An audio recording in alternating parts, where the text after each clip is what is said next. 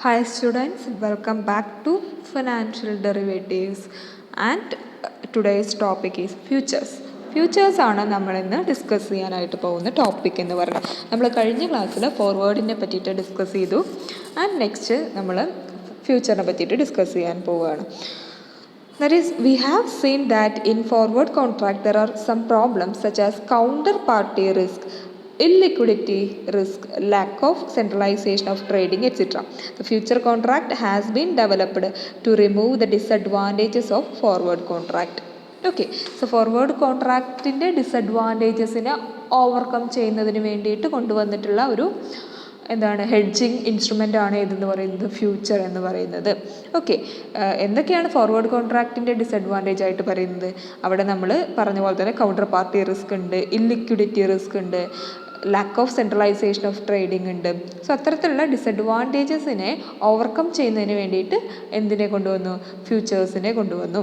ഇനി A future contract is a standardized and exchange traded agreement between a buyer and a seller, in which the buyer agrees to take delivery of a specific asset at a specified price at the end of a designated period of time, and the seller agrees to make delivery of a specific asset at a specified price at the end of a designated period of time. ഇവിടെ ശ്രദ്ധിക്കാം, രണ്ട് parties തന്നെയാണ് ഉണ്ടാവുക, ബയറും സെല്ലറും. So buyer എന്ത് ചെയ്യാണ്? ഒരു specific asset specified പ്രൈസിൽ designated period of ടൈമിൽ, അതായത് ഒരു ഫ്യൂച്ചർ ടൈമിൽ ഡെലിവറി ചെയ്യാം എന്നുള്ള എഗ്രിമെൻ്റ് കൊടുക്കുന്നു. അതേസമയം സെല്ലർ എന്ത് ചെയ്യുന്നു?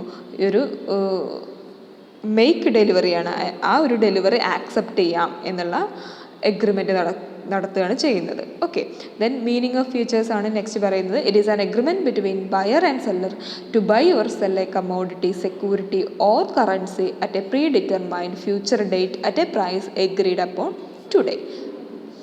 Then the future date is called delivery date or settlement date. The agreement price is called future price. Okay, so future contract എന്ന് പറഞ്ഞാൽ ബയറും സെല്ലറും തമ്മിലുള്ള കോൺട്രാക്റ്റ് അല്ലെങ്കിൽ എഗ്രിമെൻറ്റുകളാണ്.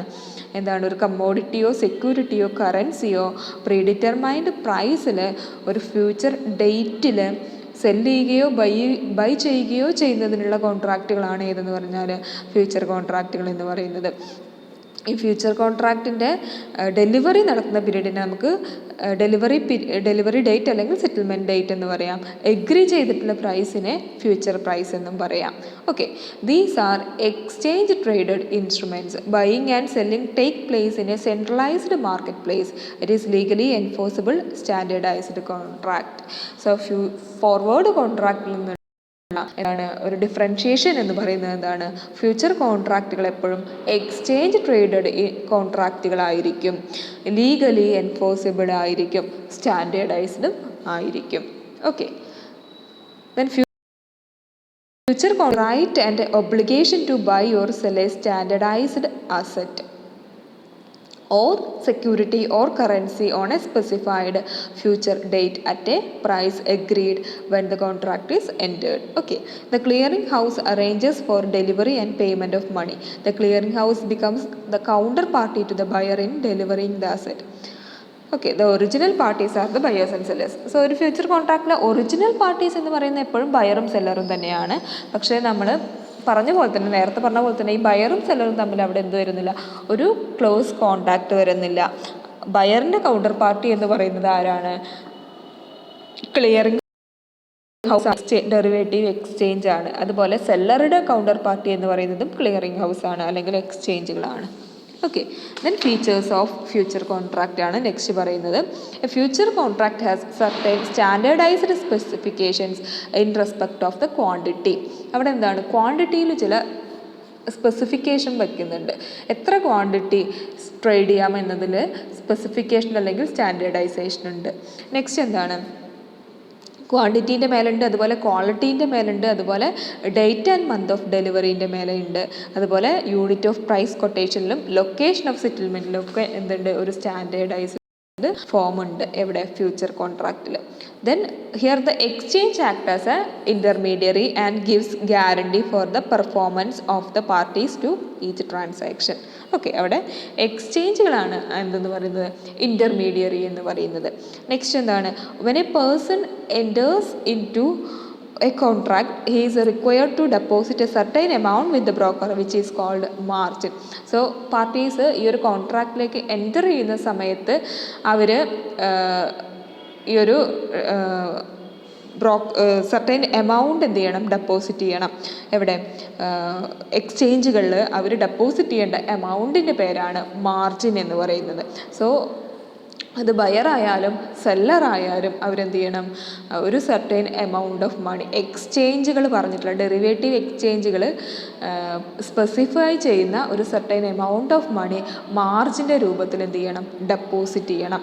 Okay, then the future price are expressed in currency unit with a minimum price movements called tick size. Okay, future പ്രൈസുകൾ എപ്പോഴും currency യൂണിറ്റിലാണ് express ചെയ്യുക. അതിൻ്റെ minimum price movement എന്ന് പറയുന്നത് എത്രയാണ്, ടിക്ക് സൈസ് എന്നാണ് അതിനെ പറയുക. മിനിമം പ്രൈസ് മൂവ്മെൻറ്റുകളാണ് എന്തെന്ന് പറയുന്നത്, ടിക്ക് സൈസ് എന്ന് പറയുന്നത്.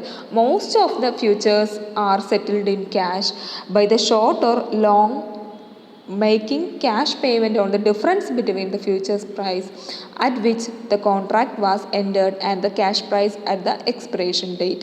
Okay, ഈ ഫ്യൂച്ചർ കോൺട്രാക്റ്റുകൾ എങ്ങനെയാണ് സെറ്റിൽ ചെയ്യാം, ക്യാഷ് പേയ്മെൻറ്റ് അല്ലെങ്കിൽ ഓഫ്സെറ്റിംഗ് പൊസിഷൻ എടുത്തുകൊണ്ട്, അല്ലെങ്കിൽ ക്യാഷ് ഡിഫറൻസുകൾ പരസ്പരം എക്സ്ചേഞ്ച് ചെയ്തുകൊണ്ടൊക്കെയാണ് ഫ്യൂച്ചർ കോൺട്രാക്റ്റുകൾ യൂഷ്വലി സെറ്റിൽ ചെയ്യാം. അല്ലാതെ അവിടെ ഒരിക്കലും നമ്മൾ ഫോർവേഡിൽ പറഞ്ഞ പോലെ കമ്മോഡിറ്റീസിൻ്റെ ഡെലിവറി അവിടെ വരുന്നില്ല, ഫ്യൂച്ചർ കോൺട്രാക്റ്റിൽ വരുന്നില്ല എന്ന് പറയുന്നുണ്ട്. The value of future contract is marked to market every day. It means that the contract value is adjusted according to market movement till the expiration date. മറ്റൊരു സ്പെഷ്യാലിറ്റിയാണ് ഇവിടെ പറയുന്നത്. അതായത് ഈ ഒരു ഷെയറിൻ്റെ ഓരോ ദിവസത്തെയും ഡെയിലി സെറ്റിൽമെൻറ്റ് സിസ്റ്റമാണ് ഫ്യൂച്ചർ കോൺട്രാക്റ്റിൽ ഫോളോ ചെയ്യുന്നത്. നമ്മൾ സെറ്റിൽമെൻറ്റ് പറഞ്ഞു, എന്താവാം, ഓഫ്സെറ്റിംഗ് പൊസിഷൻ എടുത്തുകൊണ്ടാവാം എന്നൊക്കെ പറഞ്ഞു. അതുപോലത്തെ സെറ്റിൽ ചെയ്യുന്നതിനുള്ള മറ്റൊരു മെക്കാനിസമാണ് എന്ന് പറഞ്ഞാൽ daily marketing system, daily market to marketing system എന്ന് പറയുന്നത്. അതായത് ഓരോ ദിവസത്തെയും പ്രൈസിലുള്ള ഫ്ലക്ച്വേഷൻസ് അന്ന് തന്നെ എന്ത് ചെയ്യുക, സെറ്റിൽ ചെയ്യുക. ആ ഒരു മെക്കാനിസമാണ് മാർക്കറ്റ് ടു മാർക്കറ്റ് സിസ്റ്റം എന്ന് പറയുന്നത്. അതൊക്കെ നമ്മളിനി ഡീറ്റെയിൽ ആയിട്ട് ഡിസ്കസ് ചെയ്യാൻ പോകുന്നുണ്ട്. Okay, then specifications of a future contract, special terminologies ആണ് പറയുന്നത്. ആദ്യം പറയുന്നത് അണ്ടർലൈങ് അസറ്റ് ആണ്. അണ്ടർലൈങ് അസറ്റ് എന്ന് പറഞ്ഞാൽ എന്താണ്, കമ്മോഡിറ്റീസ് ആവാം, അല്ലെങ്കിൽ എന്താവാം, ഫിനാൻഷ്യൽ അസറ്റ് ആവാം. ദെൻ കോൺട്രാക്ട് പീരിയഡ് ആണ് പിന്നെ പറയുന്നത്. This relate to time when the contract expires. The exchange specifies when the contract for delivery in A particular month will come into force and when will it close for trading. So contract period എന്ന് പറഞ്ഞാൽ എന്താണ്, ഈ contract expire ചെയ്യുന്ന ടൈമിനെയാണ് നമ്മൾ എന്തെന്ന് പറയുക, contract period എന്ന് പറയുന്നത്. ഓക്കെ, അത് സ്റ്റാർട്ട് ചെയ്യുന്നത് എന്താണ്, ഈ രണ്ട് പാർട്ടീസും ഈ കോൺട്രാക്റ്റിലേക്ക് എൻ്റർ ചെയ്യുന്ന ഡേറ്റ് മുതൽ എക്സ്പയർ ചെയ്യുന്ന ഡേറ്റ് വരെയുള്ള ടൈമിനെയാണ് നമ്മൾ എന്താ പറയുക, കോൺട്രാക്ട് പീരിയഡ് എന്ന് പറയുന്നത്. Okay, then contract size. It is the standardized contract size that will be traded on the exchange. For example, future contract for gold on NMCE is 400 gram. അതായത് എത്രയാണോ സ്റ്റാൻഡേർഡൈസ്ഡ് കോൺട്രാക്ട് സൈസ്, എത്ര സൈസാണോ quantity ആണോ അവർ trade ചെയ്യുന്നത്, അതിനെയാണ് contract size എന്ന് പറയുന്നത്. Then price quotation. It is the basis of price, it is not the value of future contract. Okay, price quotation എന്ന് പറഞ്ഞാൽ എന്താണ്, യൂണിറ്റ് ആണ് പറയുന്നത്. പ്രൈസ് കൊട്ടേഷൻ എന്ന് പറഞ്ഞാൽ യൂണിറ്റ് പ്രൈസ് ആണ് പറയുന്നത്, അല്ലാതെ it is not the value of the future contract. Value of the future contract എന്ന് പറഞ്ഞാൽ ഒരു യൂണിറ്റ് പ്രൈസിനെ ടോട്ടൽ ക്വാണ്ടിറ്റി കൊണ്ട് മൾട്ടിപ്ലൈ ചെയ്യുമ്പോഴാണ് നമുക്ക് വാല്യൂ ഓഫ് ദ കോൺട്രാക്ട് കിട്ടുന്നത്.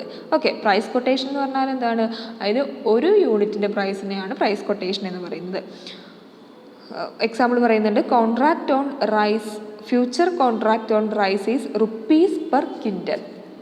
ഇത്ര റുപ്പീസ് പെർ ക്വിൻ്റൽ എന്ന് പറയുകയാണെന്നുണ്ടെങ്കിൽ that is 150 rupee 200 per quintal എന്ന് പറയുകയാണെന്നുണ്ടെങ്കിൽ അതെന്താണ്, പ്രൈസ് കൊട്ടേഷനാണ്. Then tick size. This is the minimum change that will be recognized in the price quotation. Okay, പ്രൈസിലുണ്ടാകുന്ന ചേഞ്ചിനെയാണ് ടിക്ക് സൈസ്, മിനിമം ചേഞ്ചിനെയാണ് ഇതെന്ന് പറയാം ടിക്ക് സൈസ് എന്ന് പറയുന്നത്. Then price limit. These are the limit on the maximum price variation permitted in a day trading. എന്താണ്, ഒരു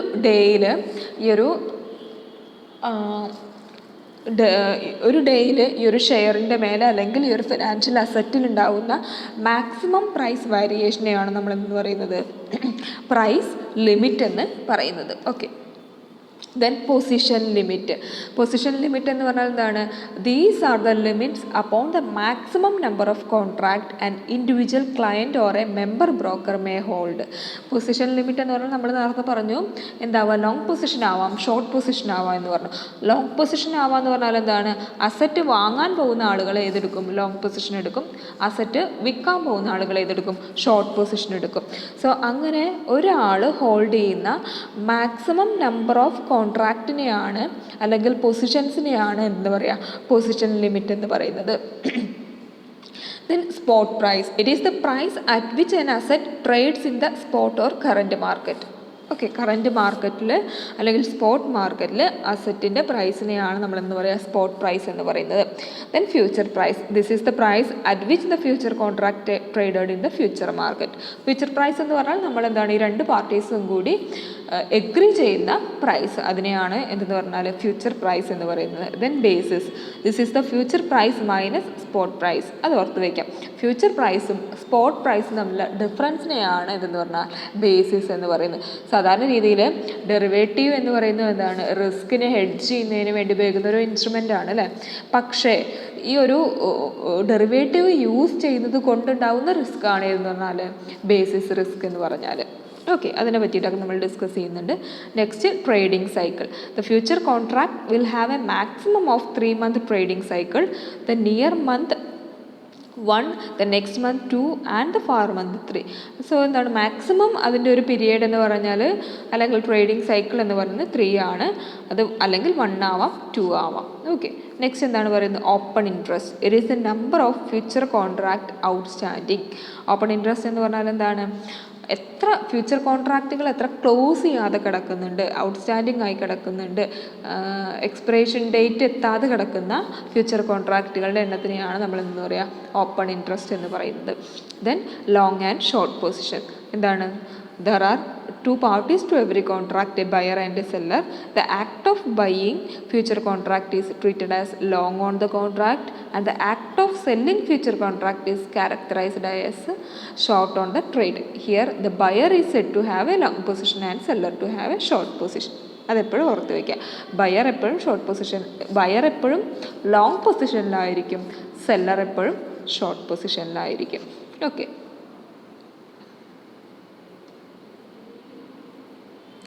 ഇനി നമുക്ക് ഡിസ്കസ് ചെയ്യാനായിട്ടുള്ളത് ക്ലിയറിംഗ് ഹൗസ് ആണ്. സോ നമ്മൾ പറഞ്ഞ പോലെ തന്നെ ഫ്യൂച്ചർ കോൺട്രാക്റ്റിലെ ഒരു ഇമ്പോർട്ടൻറ്റ് പാർട്ടാണ് ഇതെന്ന് പറയുന്നത് ക്ലിയറിംഗ് ഹൗസ് എന്ന് പറയുന്നത്. ക്ലിയറിംഗ് ഹൗസുകളാണ് ഈ ഫ്യൂച്ചർ കോൺട്രാക്റ്റുകളെ റെഗുലേറ്റ് ചെയ്യുന്നത്. സോ അതുപോലെ ഈ ഒരു ഫ്യൂച്ചർ കോൺട്രാക്റ്റിലെ കൗണ്ടർ പാർട്ടി എന്ന് പറയുന്നത് ആര് തന്നെയാണ്, ക്ലിയറിംഗ് ഹൗസ് ആണ്. Okay, associated with every future exchange is a clearing house. സോ എല്ലാ ഫ്യൂച്ചർ കോൺട്രാക്റ്റുകളിലും എന്തുണ്ടായിരിക്കും, ഒരു ക്ലിയറിംഗ് ഹൗസിൻ്റെ ഇൻവോൾവ്മെൻറ്റ് ഉണ്ടായിരിക്കും. Which clears all the transaction undertaken by a future exchange. A clearing house perform several functions. One of these functions is to guarantee that the 2 parties to the transaction will perform. സോ ഒന്നാമത്തെ അവരുടെ ഒരു function എന്ന് പറയുന്നത്, clearing ഹൗസിൻ്റെ ഒരു function എന്ന് പറയുന്നത് എന്താണ്, പാർട്ടീസ് യഥാക്രമം അവരുടെ ഒബ്ലിഗേഷൻസ് പെർഫോം ചെയ്യുന്നുണ്ടോ എന്നുള്ളത് എൻഷുർ ചെയ്യുക എന്നുള്ളതാണ്.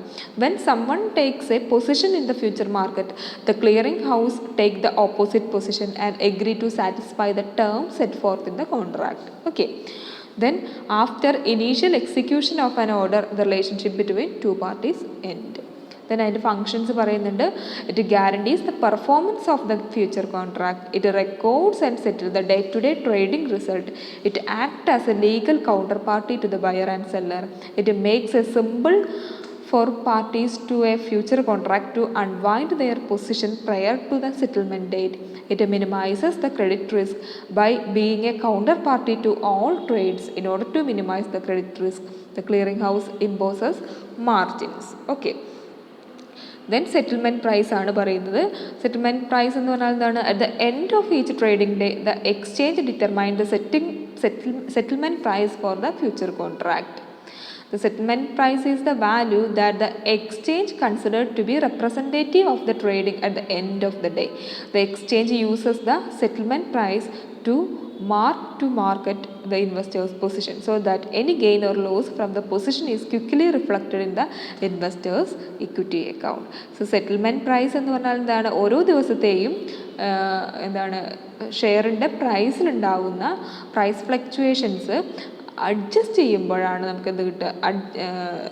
എത്രയാണോ ഈ ഒരു പാർട്ടി, ഈ കൗണ്ടർ പാർട്ടീസ് അല്ലെങ്കിൽ ബയറും സെല്ലറും എക്സ്ചേഞ്ചിൽ ഒരു എമൗണ്ട് മാർജിൻ മണി ആയിട്ട് ഡെപ്പോസിറ്റ് ചെയ്യണം എന്ന് പറഞ്ഞു അല്ലേ? അങ്ങനെ ഈ ഒരു മാർജിൻ മണി വെച്ചിട്ടാണ് ഓരോ ഡേയിലുണ്ടാകുന്ന പ്രൈസ് വേരിയേഷൻസും സെറ്റിൽ ചെയ്യാം. ഓക്കെ, ഈ സെറ്റിൽ ചെയ്യലും ആരുടെ ഫങ്ഷനാണ്? ക്ലിയറിംഗ് ഹൗസിൻ്റെ ഫങ്ഷനാണ്. ഓക്കെ, അത്രയാണ് നമ്മൾ ഫ്യൂച്ചറുമായി ബന്ധപ്പെട്ടിട്ട് ഇന്ന് ഡിസ്കസ് ചെയ്യാനായിട്ടുള്ളത്. Okay, thank U.